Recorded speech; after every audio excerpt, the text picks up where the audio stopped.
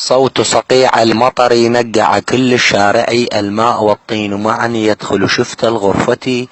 ثم خرجت مسرعا لكي أجيب الدنكري، ولم أجد ولا نفر في مبنى قسم البلدي. ثم صرخت عاليا يا أهل الرحم لحقوا لي الماء، طب طب طبي طب طب طبي طب للغرف. والماء صار عاليا حتى وصل بالمترة، وطحت طيحا مغرزا في نقرة غميجتي، وانعال ظل طامسا طاطمسا هالطمستي. ثم مشيت حافيا وراكضا مهرولي، والطين لاجت في صعد خلفي ومن حويللي.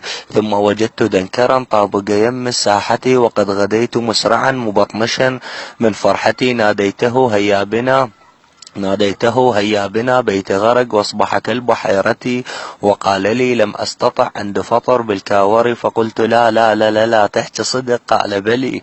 ثم رجعت ضائجا من فعل هذا الرجل، واخبرت أمي قائلا يا يم حضر الكرك، بلكت أحط لساترا يسد ماء الشارع، لكن يطب مسرعا لاحظته شيك الظلي. وقال لي حلا سهل، سمعت أحد أخوتي اليوم نفرش يا أخي وننام فوق السطح. قلت له من فرحتي وإياك صعد من دري. ثم ضحك وقال لي من أين لك فراشك أنت ناقعي. قلت له وياك نم لي حين ينشف منزلي، كتبت هذه قصتي من ضيم ماء المطر.